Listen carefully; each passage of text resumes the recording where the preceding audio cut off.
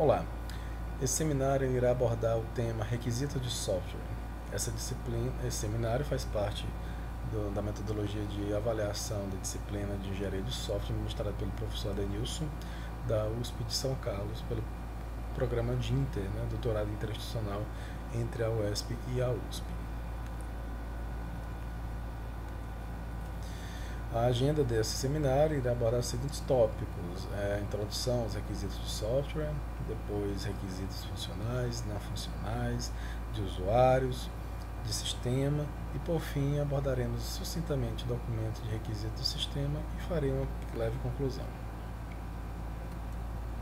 Bom, requisitos. Requisitos são descrições de serviços fornecidos pelo sistema e suas restrições operacionais. Refletem as necessidades dos clientes de um sistema. Essa definição foi retirada do livro do Somerville, tá? E o que ela indica, em outras palavras, nada mais é do que os requisitos. Eles são as necessidades, são os itens, as características que o cliente ele espera do sistema que está sendo desenvolvido. Os serviços indicando quais são as funcionalidades, ou seja, indicando o que o sistema faz, informando a função daquele sistema, tá? E suas restrições operacionais, tá? Que é de acordo com o ambiente da aplicação proposta, ela deverá ter restrições que são pontuais a cada aplicação específica. Tá? O termo utilizado, ele não é feito, ele não é utilizado de forma consistente. O que eu quero dizer é que há situações onde o termo requisitos ele tem uma semântica, um significado, e em outro contexto esse significado ele é alterado, ele é diferente. Né? Geralmente o termo requisito ele trata da declaração abstrata de alto nível de um serviço. Isso é uma definição no uso cotidiano, quando se tem um contato com o cliente que não é técnico, com o cliente ao qual o fornecedor do software irá tratar, tá? E, a grosso modo, ele traz as funcionalidades dos sistemas, ou seja, os requisitos eles serão uma representação abstrata, obviamente de um alto nível, informando ao cliente quais são as funcionalidades e serviços que aquele sistema irá fornecer. Uma outra definição é uma definição formal e detalhada de uma funcionalidade. Já aqui nós temos o direcionamento do texto, da especificação dos requisitos a um profissional, a um usuário, a uma pessoa com conhecimento mais aprofundado. Geralmente essa definição mais formal e detalhada da funcionalidade ela é passada aos desenvolvedores, indicando como determinada funcionalidade vai ser implementada. Já para o usuário, cliente, às vezes, mesmo que ele tenha domínio da área, dos termos, para ele é desnecessário, não é interessante saber detalhes de implementação, desde que cumpram-se todos os requisitos que ele tenha informado e isso tenha sido realizado de forma em um alto nível, usando a linguagem natural. A motivação para o uso da primeira utilização, como já tratei alguns detalhes anteriormente, é que em certas circunstâncias há necessidade de descrição apenas dos serviços ou restrições inerentes ao sistema, geralmente em inícios de projetos, licitações, reuniões com os clientes que não têm esse domínio técnico ou com os clientes de mais alto nível dentro da empresa, o gerente, o supervisor, alguém que vai ser responsável pela implantação do sistema. Tá? E às vezes, como já está aí no texto, apenas é necessário a descrição do serviço, o que que um determinado sistema vai fazer, qual a sua função, qual função vai ser implementada. A segunda motivação, tá, já é quando você tem que o fornecedor ele deve detalhar cada funcionalidade para que o cliente valide o que o software fará e, por vez, como fará. Tá? Nesse caso, às vezes, o cliente ele não iria entender um detalhamento tão técnico como desenvolvedor, por isso que o segundo uso ele é indicado para os desenvolvedores, quando você tem um detalhamento técnico de como vai ser aquela funcionalidade, certo? Mas às vezes o cliente ele quer verificar que tipo de entrada, que tipo de entrada o sistema vai receber para realizar determinada ação, mas o nível não pode ser tão profundo nesse caso. E há um problema comum: falta de uma clara separação entre diferentes níveis de descrição. Tá? O Somerville ele usa a seguinte metodologia para fazer a separação. Ele caracteriza os requisitos em dois tipos, de usuários e de sistema. O de usuários são requisitos de mais alto nível, que utilizam linguagem natural, podendo ser acompanhados de diagramas e fluxogramas, geralmente indicado para a apresentação do sistema para o cliente, que geralmente desconhece os termos técnicos ou simplesmente não tem interesse neles, conforme a gente conversou anteriormente. Já os requisitos de sistema, eles definem detalhadamente as funções, os serviços e as restrições operacionais do sistema. Define exatamente o que será implementado, dando precisão ao documento de requisitos do sistema. E o público-alvo são os desenvolvedores. Aqui, os requisitos dos sistemas, a gente tem que ressaltar que eles são o detalhamento das funções, dos serviços. Ou seja, ele geralmente é o detalhamento dos requisitos de usuário. E deve-se destacar que um requisito de usuário, quando se vai fazer sobre aquele requisito esse detalhamento, há a possibilidade de gerar vários requisitos de sistema para um único requisito do usuário. Isso não é incomum de ocorrer na prática. Dentre as vantagens que há a divisão em níveis de especificação, há aquela relacionada ao público ao qual o documento, ao qual a apresentação dos requisitos vão ser apresentados. Se eu tenho diversos públicos, diversos tipos de leitores para aquele documento, eu posso direcionar determinado documento para o meu público. Por exemplo, se eu vou ter uma reunião, se eu vou me encontrar com o meu cliente, eu levo para ele os requisitos de usuário, onde vai estar os requisitos, as funções, as restrições, mas com um nível mais alto, com abstração, com a linguagem natural, sendo que ele vai compreender mais facilmente o que o sistema irá fazer e assim validar com um nível de confiança maior. Já quando eu vou conversar com a minha equipe de desenvolvedores, eu já deixo de lado os requisitos de usuário e tenho como foco, trago para o foco requisitos do sistema. Óbvio que eu posso fazer uso dos requisitos dos usuários para fazer uma elucidação do sistema, dar um direcionamento ao projeto, à execução do projeto. Mas aos desenvolvedores, aos usuários, o objetivo de interesse, os requisitos de interesse, são os requisitos do sistema, que tem o detalhamento das funções que serão implementadas. Tá? Certo. Então, requisitos funcionais. Aqui é uma outra nomenclatura, uma outra categoria de requisitos, tá? Onde esses requisitos funcionais, eles podem ser tanto requisitos de usuário como requisitos do sistema. Só que os requisitos funcionais eles descrevem as funcionalidades e comportamento do sistema, ou seja, eles descrevem o que o sistema deve fazer e geralmente o como fazer. Então, quando eu tenho um serviço a ser implementado, uma funcionalidade, uma função, um objetivo de ação do sistema, eu estou falando de requisitos funcionais. E esses requisitos funcionais eles vão depender de três entidades. Vai depender do tipo de software que está sendo desenvolvido, do usuário final que vai receber o sistema e vai utilizar, e da abordagem geral utilizada pela organização. Os requisitos funcionais eles podem ser escritos em níveis diferentes de detalhes.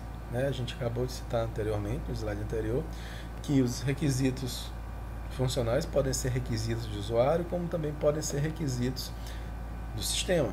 Então, se forem requisitos do usuário, nós temos requisitos funcionais de um alto nível, com a linguagem natural, mais simples, natural, sendo mais simples ao cliente de compreender. Já quando nós temos requisitos funcionais relacionados a requisitos de sistemas, nós temos já uma definição, uma especificação detalhada de alguma funcionalidade. Tá? Então os requisitos funcionais eles devem ser escritos de forma mais clara, de forma mais clara possível. A introdução de ambiguidades é um severo agregador de problemas ao projeto, ocasionando atrasos e aumento de custos. Bom, isso é claro. Se eu posso trabalhar com linguagem natural, eu posso trabalhar com ambiguidades. Aliás, é o normal de se acontecer, já que a linguagem natural por si, ela é uma linguagem independente do contexto. Tá? Dependendo do contexto, determinado assunto, determinada palavra, determinado tópico, ele tem um conteúdo, um significado diferente.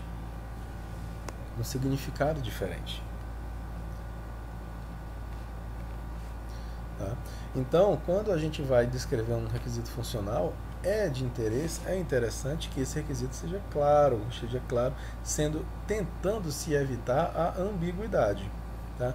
Porque se houver ambiguidade, o desenvolvedor pode implementar uma função diferente do que o cliente queria, e dessa forma o cliente vai solicitar a reimplementação, o que vai ocasionar com certeza atraso e com certeza aumento de custo. A especificação de requisitos funcionais ela deve ser completa e consistente. Quando se fala completa, eu quero dizer que ela deve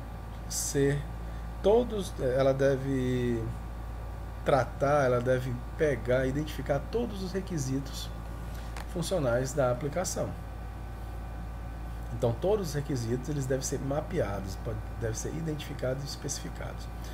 Já quando eu falo que ele tem que ser consistente, eu estou querendo indicar que não deve haver requisitos conflitantes. Certo?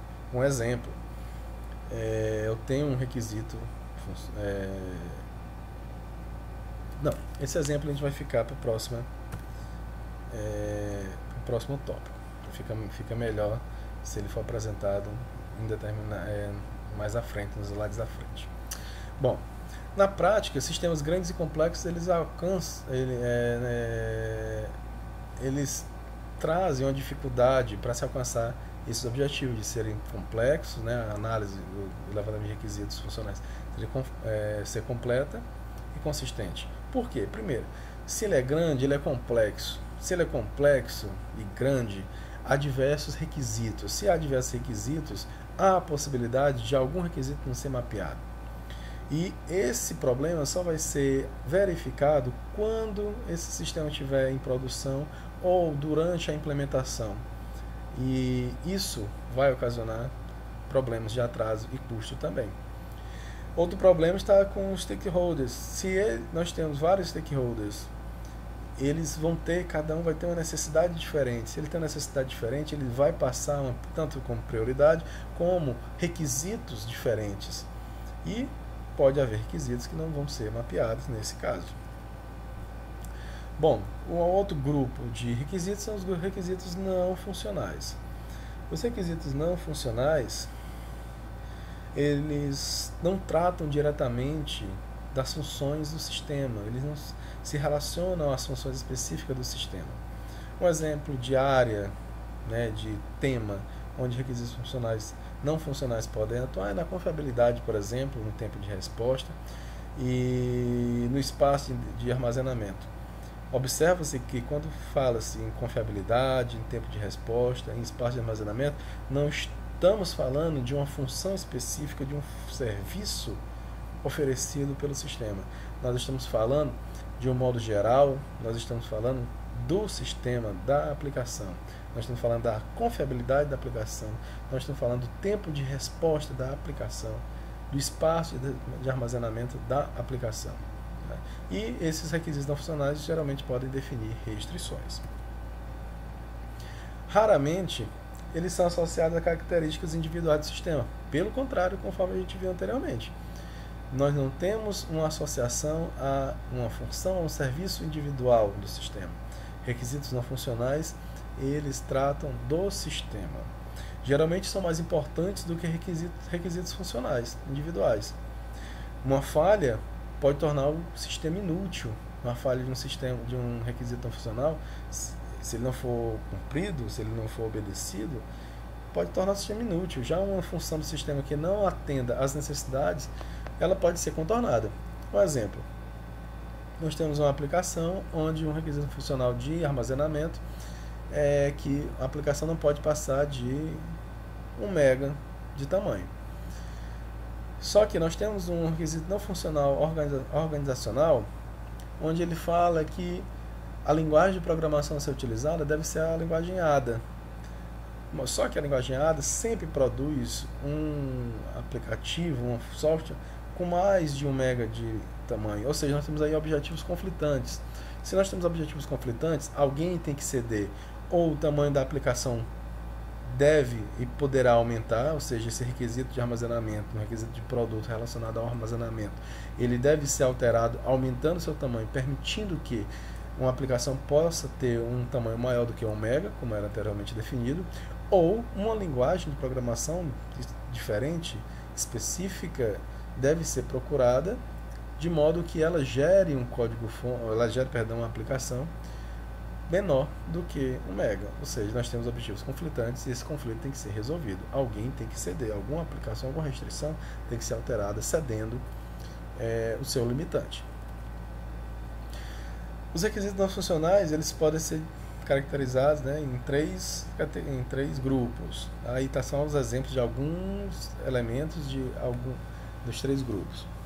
Relacionados a requisitos não funcionais de produto, nós temos que falar de eficiência, de confiabilidade, de facilidade de uso. Quando falo de requisitos não funcionais organizacionais, né, de entrega de padrões e éticos, e o externo, né, de éticos e legais. Tá? Os requisitos de produto, eles especificam o comportamento do produto. Lembrando, é um requisito não funcional, então estou falando de algo geral. Então, estou falando de quantidade de memória, de rapidez, tempo de resposta, confiabilidade, tá? Relacionado ao produto, ao sistema, ao software inteiro. Requisitos organizacionais são derivados de políticas e procedimentos da organização. Padrão de processo, linguagem de programação, se eles exigem que seja seguido algum padrão de projeto, alguma coisa nesse sentido. Então, isso são requisitos organizacionais. E requisitos externos, pelo próprio nome, né, são aqueles que abrangem todos os requisitos derivados de fatores externos, interoperabilidade entre sistemas, se for necessário, perdão, a conexão, a comunicação entre outros sistemas, com outros sistemas, a legalidade, se o sistema ele não está descumprindo nenhuma lei local, nacional, onde ele vai ser aplicado. Tá bom? E aqui nós temos exemplos, 3 exemplos. De requisito de produto. Bom, a interface de usuário para o sistema X deve ser implementada como simples HTML, sem frames ou applets de Java. Então aí eu estou falando de algo relacionado ao produto. Aí eu estou falando sobre a facilidade de uso e possivelmente a portabilidade, né, do código HTML para os diversos navegadores. Quando eu falo de requisito organizacional, posso falar de um exemplo, o processo de desenvolvimento do sistema e os documentos a serem entregues devem estar em conformidade com o processo e produtos a serem entregues definidos em um determinado produto, padrão, né, que eu chamei aqui de XYZ. Um padrão definido pela organização. Requisito externo, nós temos como exemplo, o sistema não deve revelar quaisquer informações pessoais sobre os usuários do sistema ao pessoal local que utiliza o sistema, que usa o sistema, com exceção de algumas informações necessárias, ou seja, as informações de cadastro dos usuários, eles não ficam abertas a qualquer, mesmo dentro de uma organização que está utilizando, mas a qualquer funcionário que tenha acesso ao sistema. Mas quando a gente fala de requisitos não funcionais, nós temos um grande problema. Como mensurá-los? Como saber se eles estão sendo atendidos? Como definir se um requisito não funcional ele foi alcançado, ele foi cumprido, né? Ele foi atendido? Certo? E nós temos que observar que geralmente usuários e clientes eles definem esses requisitos como metas. Exemplo, uma meta do sistema seria: o sistema deve ser fácil de ser utilizado pelos controladores experientes e ser organizado de modo que os erros do usuário sejam minimizados. Mas primeiro, o que seriam esses controladores experientes? E o que seriam esses erros minimizados? O que é ser reduzido? Quanto é bom? Qual é a taxa de erros que é aceitável? A gente pode reescrever essa meta da seguinte forma. Bom, os controladores experientes devem ser capazes de usar todas as funções do sistema depois de um treinamento total de 2 horas. Então eu indiquei o tempo de treinamento necessário para que um operador que já tenha uma certa experiência possa usar o sistema. Após esse treinamento, o número médio de erros cometidos pelos usuários experientes não deve exceder 2 por dia. Então, eu já quantifiquei novamente. Se durante o processo de implantação, de teste, de experimentação, observa-se que a quantidade de erros é superior a 2 por dia, então a gente está observando que esse requisito não funcional não está sendo atendido. Ou seja, essa é uma forma de verificar. Então, como dica dada pelo Somerville, sempre que possível, deve-se escrever os requisitos não funcionais quantitativamente, de modo que eles possam ser testados objetivamente.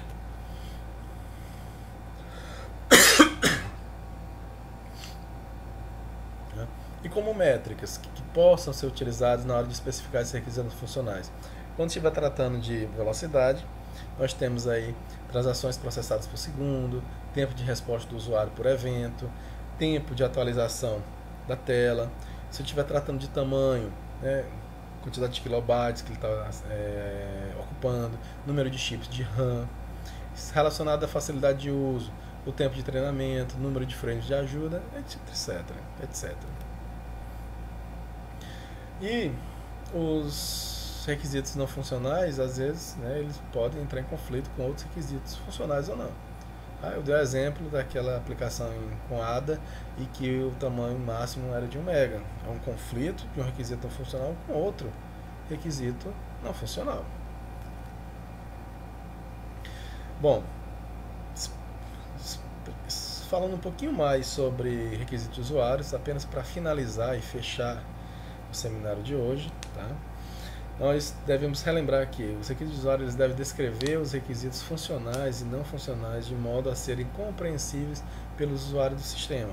Eles devem especificar apenas o comportamento externo do sistema, evitando termos técnicos, já que ele usa na linguagem natural e geralmente os requisitos de usuário são aqueles requisitos que são conversados, passados, tratados com os clientes, então eles devem apenas especificar o comportamento externo do sistema. Tá? Os problemas que podem ocorrer é a falta de clareza, né? A linguagem, por exemplo, está ambígua, né? O texto está ambíguo. Confusão de requisitos, você tem uma mistura, uma mescla de requisitos funcionais com não funcionais, sem ter essa clara separação, e a fusão de requisitos, você ter mais de um requisito tratado como sendo apenas um requisito. Evitando erros, né? Como seriam uma dicas para poder evitar erros? Primeiro, define-se um padrão para as definições de requisitos e use-o sempre. Use a linguagem de forma consistente, certo? Buscando não ser ambíguo, e faça a diferença entre requisitos obrigatórios e desejáveis. Quando for obrigatório, sempre use a palavra deve. Então, o sistema deve realizar determinada ação. E os desejáveis com a palavra pode. O sistema pode realizar determinada ação. Destaque o texto para partes principais do requisito, ou seja, dentro do texto, da definição do requisito, há uma parte principal, há uma parte que deveria ser elencada, destacada, pois não destaque, sublinhe, risque, bote negrito, tá? E por fim, evite jargão informático. Já dos requisitos de sistema, né, como a gente já viu, são versões estendidas dos requisitos de usuários. Os detalhes, eles são adicionados às especificações referentes aos requisitos de usuários. Pode ser utilizado como parte do contrato da implementação do sistema, já que você tem uma especificação completa e consistente do sistema, você pode utilizar como parte do contrato, já que você fez uma análise bem detalhada, clara, de como o sistema vai ser implementado, como que ele vai funcionar. E por fim, tudo isso ele é compilado em um documento chamado de documento de requisito de software, que é uma declaração oficial do que o desenvolvedor do sistema deve implementar, e deve incluir os requisitos do usuário do sistema e uma especificação detalhada dos requisitos do sistema. Tá? Bom, pessoal, o seminário de hoje era sobre isso. O tempo já está se esgotando, então a gente não pôde se aprofundar um pouco mais.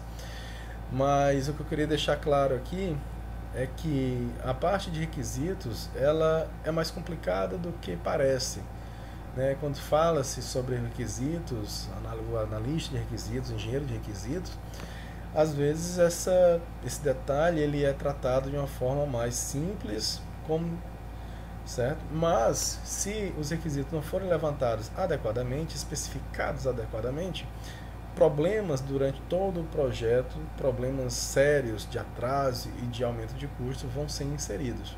E a gente percebe que a mentalidade dos iniciantes das graduações é sempre de gostar de codificar. Quando passa-se algum trabalho referente a alguma disciplina, principalmente no início do curso, os alunos eles não pensam antes de codificar, eles apenas colocam a mão no teclado e o que vem na cabeça eles codificam. E isso é uma cultura que é levada e raramente ela é extinta. Tá? Então é algo que nós devemos rever, tá, na nossa prática docente, e que espera-se que, com exceção da engenharia de software e principalmente de requisitos de software, né, da análise de requisitos de software, bem feita e adequadamente colocada, inserida no processo educacional dos alunos. Dessa forma a gente consegue tentar mitigar essa cultura, né, mitigar os problemas trazidos por essa cultura. Obrigado.